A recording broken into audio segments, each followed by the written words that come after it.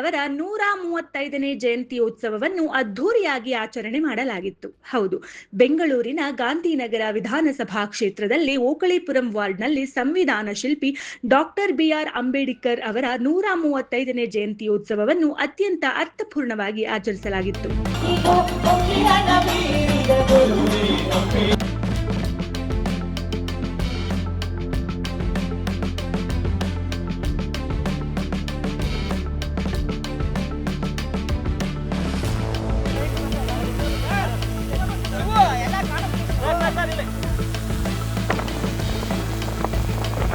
ಕಾರ್ಯಕ್ರಮದ ವೇಳೆ ಬಡವರಿಗೆ ಉಚಿತ ದಿನಸಿ ಕಿಟ್ ವಿತರಣೆ ಮಾಡಲಾಗಿತ್ತು.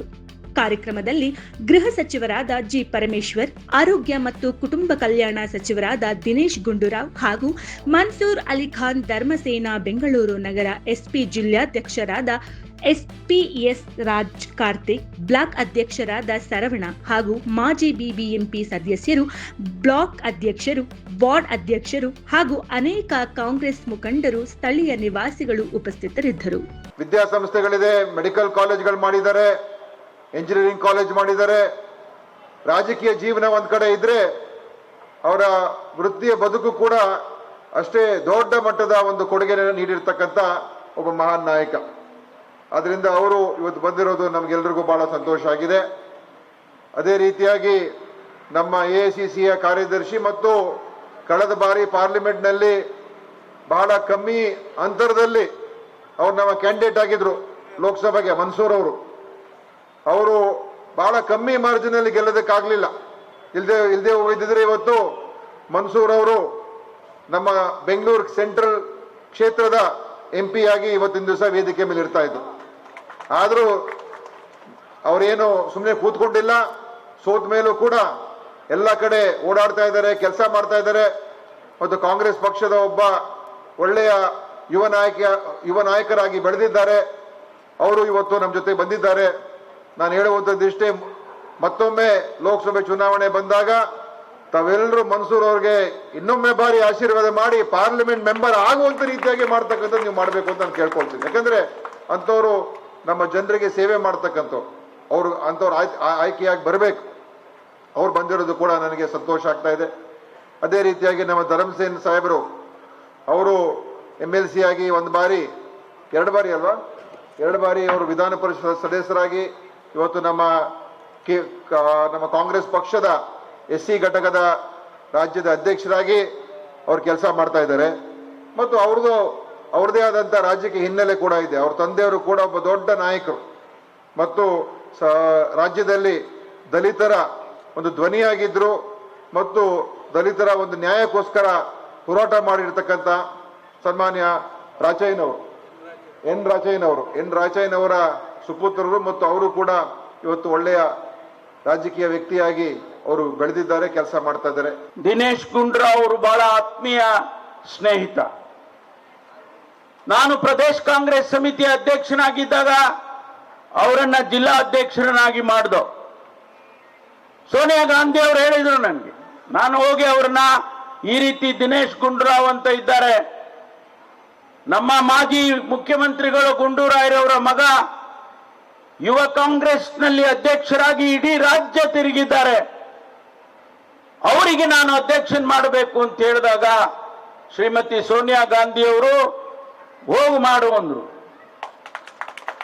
ಅವರು ಅಧ್ಯಕ್ಷರಾದ ಮೇಲೆ ಪ್ರದೇಶ ಕಾಂಗ್ರೆಸ್ ಸಮಿತಿಯ ಅಧ್ಯಕ್ಷರಾದ್ರು. ನಾನು ಅವರಿಗೆ ನನ್ನ ಬ್ಯಾಟನ್ ಕೊಟ್ಟೆ, ಹೌದಲ್ಲ ಸ್ವಾಮಿ?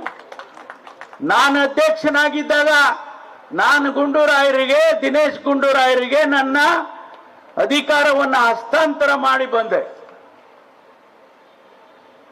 ಕೇವಲ ಕಡಿಮೆ ಸಮಯದಲ್ಲಿ ಅವರು ಹೆಸರನ್ನ ಮಾಡಿದ್ರು, ಅವರಿಗೆ ಕೊಟ್ಟಂತ ಜವಾಬ್ದಾರಿಯನ್ನ ನಿಭಾಯಿಸಿದ್ರು.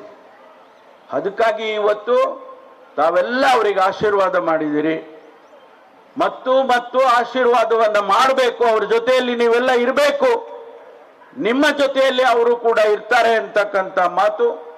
ಈ ಭವಿಷ್ಯದಲ್ಲಿ ಅವರಿಗೆ ಉಜ್ವಲವಾದಂಥ ಭವಿಷ್ಯ ಕರ್ನಾಟಕ ರಾಜಕಾರಣದಲ್ಲಿ ಇದೆ ಅಂತೇಳಿ ಇವತ್ತಿಲ್ಲ.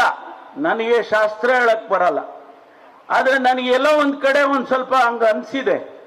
ಈ ರಾಜ್ಯದ ಭವಿಷ್ಯದ ನಾಯಕನಾಗುವಂತ ಸಾಮರ್ಥ್ಯ ದಿನೇಶ್ ಗುಂಡೂರಾವ್ ಇದೆ ಅಂತ ಹೇಳಿ ನಾನು ಹೇಳೋದಕ್ಕೆ ಬಯಸ್ತೇನೆ. ಆದ್ರಿಂದ ತಾವೆಲ್ಲ ಏನು ಈ ಕಾರ್ಯಕ್ರಮ ಮಾಡಿದಿರಿ, ಎಲ್ರಿಗೂ ಯಾರ್ಯಾರು ಈ ಕಾರ್ಯಕ್ರಮಕ್ಕೆ ಮಾಡೋದಕ್ಕೆ ಸಹಾಯ ಮಾಡಿದಿರಿ, ಕಾರ್ಯಕ್ರಮವನ್ನ ಮಾಡೋದಕ್ಕೆ ಇಷ್ಟು ಅಚ್ಚುಕಟ್ಟಾಗಿ ಕಾರ್ಯಕ್ರಮವನ್ನ ಮಾಡಿದಿರಿ, ಅದಕ್ಕಾಗಿ ನಿಮಗೆ ಅಭಿನಂದನೆ ಹೇಳ್ತೇನೆ. ಮತ್ತು ಕಿಟ್ಗಳು ಕೊಡ್ತೇನೆ ಅಂತ ನನಗೆ 2019 ಜ್ಞಾಪಕ ಬರುತ್ತೆ. ಬೀದಿ ಬೀದಿಯಲ್ಲಿ ಜನ ಸತ್ರು ಈ ದೇಶದಲ್ಲಿ, ಬೀದಿ ಬೀದಿಯಲ್ಲಿ ಸತ್ರು. ಯಾವ ಕಾಂಗ್ರೆಸ್ ಪಕ್ಷ, ಯಾವ ಬಿಜೆಪಿ, ಯಾವ ಜನತಾದಳ ಸಾವು ಯಾವ ಪಕ್ಷವನ್ನು ಕೇಳಲಿಲ್ಲ. ಇಡೀ ದೇಶದಲ್ಲೆಲ್ಲ, ಇಡೀ ಪ್ರಪಂಚದಲ್ಲಿ ಜನ ಸತ್ತು ಹೋದ್ರು. ಮನುಷ್ಯನಿಗೆ ಯಾವುದು ಶಾಶ್ವತ ಇಲ್ಲ. ಇವತ್ತು ನಾವು ನಮ್ಮ ಮಧ್ಯದಲ್ಲಿ ಜಗಳ, ಕಿತ್ತಾಟ, ಜಾತಿ, ಧರ್ಮ ಇದೆಲ್ಲವನ್ನು ಮೀರಿ ಮಾಡುವಂತ ಕೆಲಸ. ಅದಕ್ಕಾಗಿ ಇವತ್ತು ಯಾರು ನಮ್ಮ ದಿನೇಶ್ ಗುಂಡೂರಾಯರಾಗ್ಲಿ, ಸ್ನೇಹಿತರಾಗ್ಲಿ, ಇವತ್ತು ಈ ಕಿಟ್ಟು ನಿಮಗೆ ಒಂದಿಷ್ಟು ಶಕ್ತಿಯನ್ನ ಕೊಡುವಂಥದ್ದು. ನಾವಿದ್ದೇವೆ, ನಿಮ್ ಜೊತೆ ನಾವಿದ್ದೇವೆ ಅಂತ ಹೇಳುವಂತ ಸಂದೇಶ ಅಷ್ಟೇ ಬಿಟ್ರೆ ಬೇರೆ ಏನಿಲ್ಲ ಇದು. ಹಾಗಾಗಿ ಅವರಿಗೂ ಕೂಡ ಅಭಿನಂದನೆ ಹೇಳಿ ನಾನು ಮಾತು ಮುಗಿಸ್ತೇನೆ. ಜೈ ಕರ್ನಾಟಕ, ಜೈ ಹಿಂದ್, ಜೈ ಭೀಮ್. ಬಾಬಾ ಸಾಹೇಬ್ ಅಂಬೇಡ್ಕರ್ ಅಂದ್ರೆ ಬರೀ ಅಂಬೇಡ್ಕರ್ ಹೆಸರು ಅಂದ್ರೆ ಅದು ಅಂಬೇಡ್ಕರ್ ಅಂದ್ರೆ ಕ್ರಾಂತಿ, ಅಂಬೇಡ್ಕರ್ ಅಂದ್ರೆ ರೆವಲ್ಯೂಷನ್, ಅಂಬೇಡ್ಕರ್ ಅಂದ್ರೆ ಜ್ಞಾನ, ಅಂಬೇಡ್ಕರ್ ಅಂದ್ರೆ ಒಂದು ಪಾಠ.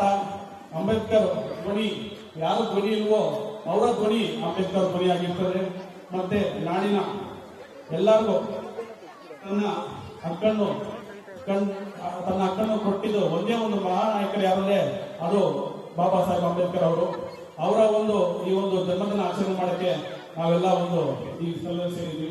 ಈ ಒಂದು ಕಾರ್ಯಕ್ರಮಕ್ಕೆ ಮತ್ತೆ ಇನ್ನೂ ಒಂದು ರೀತಿಯಲ್ಲಿ ಈ ಆಟೋ ಚಾಲಕರವರಿಗೆ LPG ತೊಂದರೆ ಆಗಿದೆ ಸರ್. ಅವ್ರಿಗೆ ಯಾರಿಗೂ ಆಟೋ ಲೈನ್ ಹೋಗ್ತಾ ಇಲ್ಲ. ಮತ್ತೆ LPG ಲೈನ್ ಕ್ಯೂ ಹೆಂಗಿದೆ ಅಂದ್ರೆ ಸುಮಾರು 1 ಕಿಲೋಮೀಟರ್ ಕ್ಯೂ ನಿಂತೈತೆ. ಸೊ ಆಟೋ ಚಾಲಕರು ಒಂದು 250 ಜನ ನಾವಿವತ್ತು ಅವ್ರಿಗೆ ಎಕ್ಸ್ಟ್ರಾ ಕಿಟ್ ಪರ್ಮಿಷನ್ ಇದೆ, ಅವ್ರಿಗೆ ಒಪ್ಕೊಂಡ್ವಿ. ನಮ್ಮ ಕ್ಷೇತ್ರದ ಆಟೋದವ್ರಿಗೆ ಚಾಲಕರಿಗೆ ಎಲ್ಲರಿಗೂ ಒಂದು 250 ಜನ ಕಿಟ್ ಕೊಡ್ತೀವಿ. ಅವರು ಸುಮಾರು ಜನ ಒಂದು 9 ಗಂಟೆಯಿಂದ ಬಂದು ಕೂತಿದ್ದಾರೆ.